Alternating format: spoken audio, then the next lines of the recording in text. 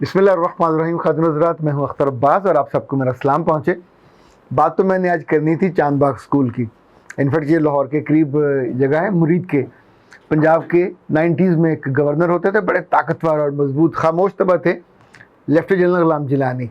उनका वहाँ गांव है कोट जिलानी, और उसमें तकरीबन 198 एकड़, कुछ लोग तो कहते हैं उनकी ज़ाती जगह थी, वो उन्होंने दी। और उसमें एक, चूँकि वो अपनी जवानी में देहरादून में पड़े हुए थे, देहरादून इंडिया में है, तो बिल्कुल वैसा एक स्कूल उनके ज़हन में था जो पूरा टोटल रेजिडेंशियल हो, और फिर उसका नाम इन्होंने रखा Chandbagh school.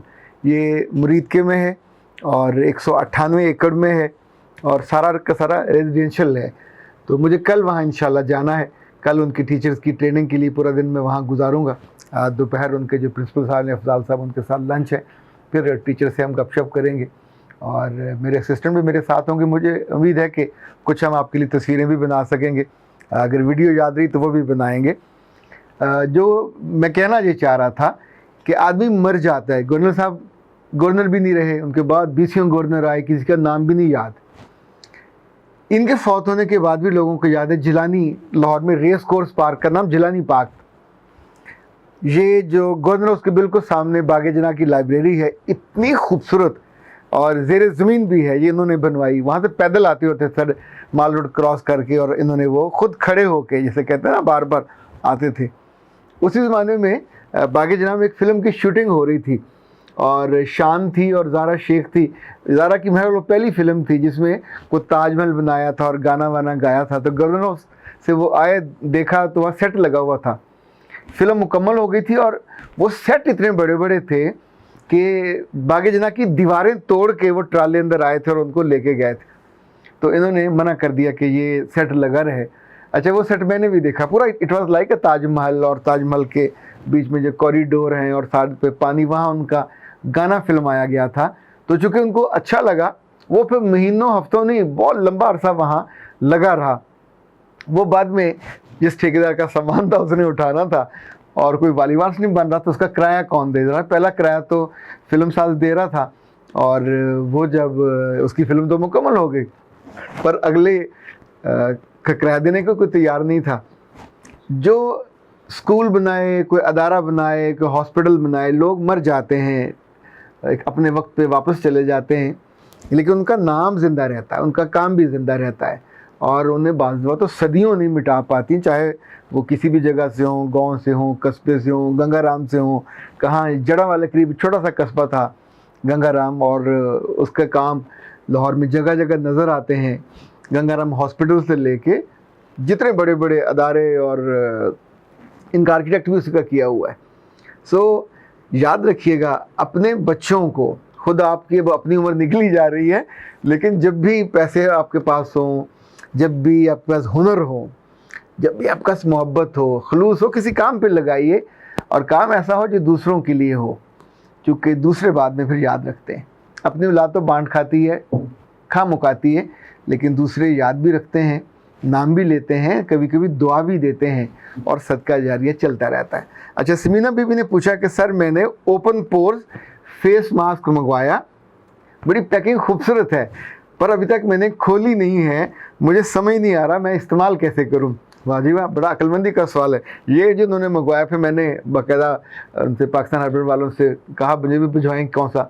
100% pure and natural product, open pores face mask for all type of skin. ये कोई 250 ग्राम्स का है। ओके सिमना बीबी, अब आप को मैं तरीका तो बता देता हूँ, लेकिन साथ साथ अफशा आलम ने पूछा था कि सर ये ओपन पोर्स होते क्यों हैं। अहमद सईद साहब ने भी पूछा था कि क्या मर्दों के भी होते हैं। देखें, जिसकी भी जिल्द होगी, जब हम बड़े हो रहे होते हैं तो बड़ी खूबसूरत जिल्द होती है, उसको हम कहते हैं बेबी स्किन। यानी बच्चों की स्किन में कोई पोर नहीं होता, इतनी क्यूट सी, आप हाथ रखते हैं तो मैली होती है। बहुत दफ़ा ऐसा होता है कि बच्चियाँ, लड़के बड़े होते जाते हैं तो ये हिस्सा जो बार बार धुलता रहता है, साफ़ होता रहता है, इसके पोर्स ओपन नहीं होते। तो ये आपको बहुत अरसा हाथ लगाने पे एक बेबी वाली फीलिंग आती है। जिन लोगों को पसीना ज़्यादा आता है उनके पोर्स खुलते हैं। जो लड़कियां नकाब लेती हैं और फिर प्रॉपर अपनी ये जो वेटिंग होती है, पसीना आया हुआ, उसको साफ़ नहीं करती, उनके साथ प्रॉब्लम होता है। वो लड़कियां और लड़के जो दिन में मुंह कम धोते हैं, मिनिमम 3 दफ़ा और 5 से 6 दफ़ा मुंह धोना चाहिए। ये आपका अपना ही फ़ायदा है। मेरे रब ने तो उसमें स्वाब ही स्वाब रख दिया। अब बार बार वज़ू करते हो तो मुंह ही धोते हो और साथ पाकीज़गी हासिल करते हो, तो इनफैक्ट आपके ये पोर्स ओपन नहीं होते। ज़्यादा प्रॉब्लम यहाँ पे होता है जब ये आप इसकी केयर नहीं करते, ये पोर ओपन हो जाते हैं तो उसमें डस्ट पार्टिकल्स आते हैं और फिर यहाँ पे झुर्रियाँ पड़ने का आगाज़ होता है। जो ब्लैक डॉट्स बनते हैं वो भी इसी वजह से बनते हैं। अब जिन लोगों ने ये मंगवाया है, ये नेचुरल ओपन पोर्स मिरेकल इसका नाम है मास्क, तो अब उसका तरीका ये है कि आप सिर्फ इसका 1 चम्मच लेंगे और ये है मुख्तलिफ़ चीज़ों का मिक्सचर है मास्क।